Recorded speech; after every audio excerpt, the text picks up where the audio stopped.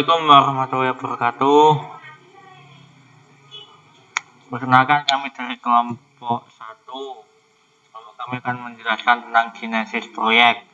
Dan ini nama anggota kelompok kami. Perkenalkan, nama saya Muhammad Dilanur Huda, NIM 2019-53008. Terus Dagilda Fatihatur Rofiah, serta Muhammad Raihan Nurfarisi. Di sini saya akan menjelaskan tentang manajemen proyek.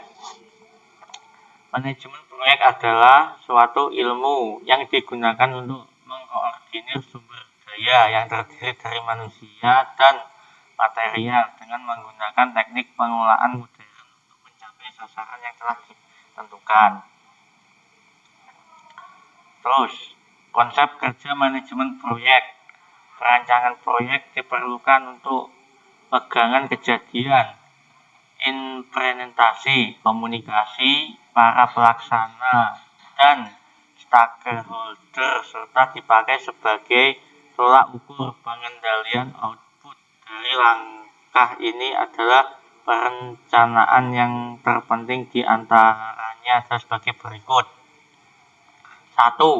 Pengelolaan integrasi. 2. Pengelolaan lingkup. 3. Pengelolaan waktu. 4. Pengelolaan biaya. 5. Pengelolaan mutu atau kualitas.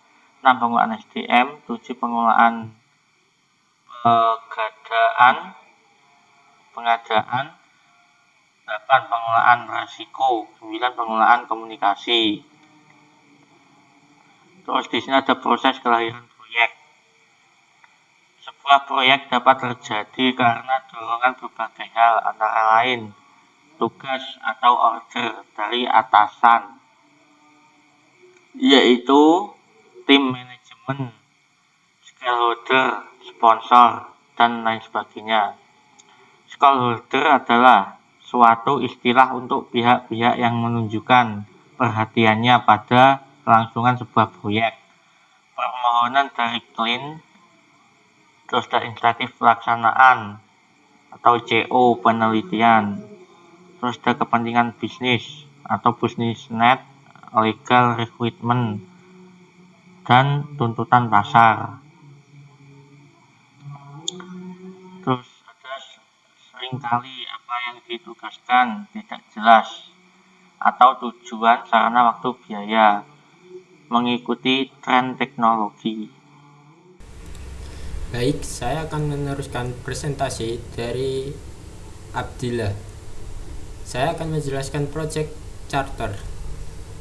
Project Charter berisi elemen-elemen yang unik yang hanya berlaku dalam sebuah proyek.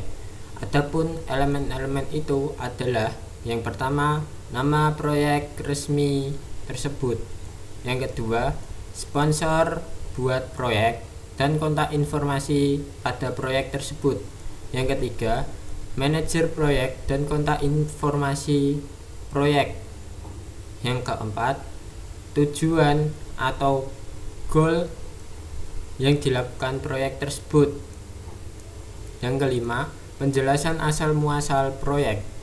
Yang keenam, hasil akhir deliverables dari fase-fase dalam proyek. Yang ketujuh, strategi global dalam pelaksanaan proyek tersebut. Yang ke-8, perhitungan waktu kasar dalam proyek. Yang ke-9, sarana dan prasarana serta sumber daya proyek, biaya atau kasar, staff, vendors atau stakeholders. Selanjutnya, Project Charter memiliki beberapa fungsi, di antaranya yaitu: yang pertama, pendefinisian awal proyek secara jelas. Yang kedua, mengenali atribut-atribut suatu proyek tersebut.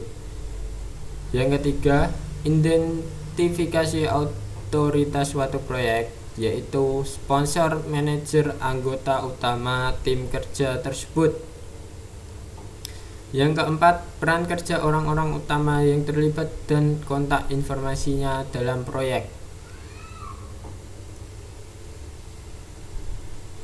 Yang kelima, pondasi yang menopang jalannya proyek atau batasan awal dari visi dan misi proyek tersebut. Sebuah proyek charter akan menumbuhkan sense yang terdapat, yaitu yang pertama sense of responsibility atau tanggung jawab atau manager.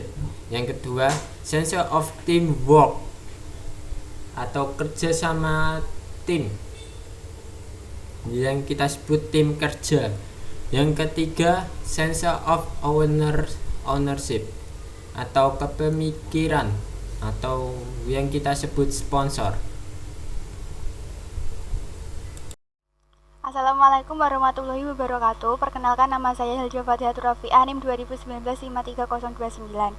Di sini saya akan menjelaskan proyek fase. Dalam proyek fase ini terdapat urutan fase proyek. Yang pertama adalah proyek dibagi ke dalam fase-fase. Yang kedua adalah setiap fase menghasilkan suatu bentuk hasil nyata yang dapat digunakan untuk fase berikutnya. Langkah ketiga adalah sebuah deliverable dapat dilihat dan dinilai serta dapat juga diverifikasi. Contoh dari deliverable ini adalah studi kelayakan, desain sistem informasi, ataupun software prototipe ataupun software prototipe yang dapat digunakan. Yang keempat adalah proyek fase ini penting untuk menilai performa proyek. Kenapa dikatakan penting? Karena tahap ini adalah tahap untuk penentu untuk melanjutkan ke fase berikutnya. Berikutnya adalah siklus hidup proyek. Siklus hidup proyek digunakan apa sih tujuan dari siklus hidup proyek ini? Yang pertama dapat menentukan awal dan akhir sebuah proyek. Jadi di sini kita dapat menentukan awal proyek itu dibangun dan akhirnya itu akan menghasilkan apa yang didapat dari proyek itu. Yang kedua adalah menentukan kapan studi kelayakan dilakukan. Yang ketiga, menentukan tindakan-tindakan transisi. Keempat, menentukan pekerjaan teknis apa yang harus dilakukan pada setiap fasenya. Berikut adalah gambaran dari siklus hidup proyek. Di sini sudah ada grafiknya. Di sini ada empat level, yaitu definiting, planning, executing, dan delivering.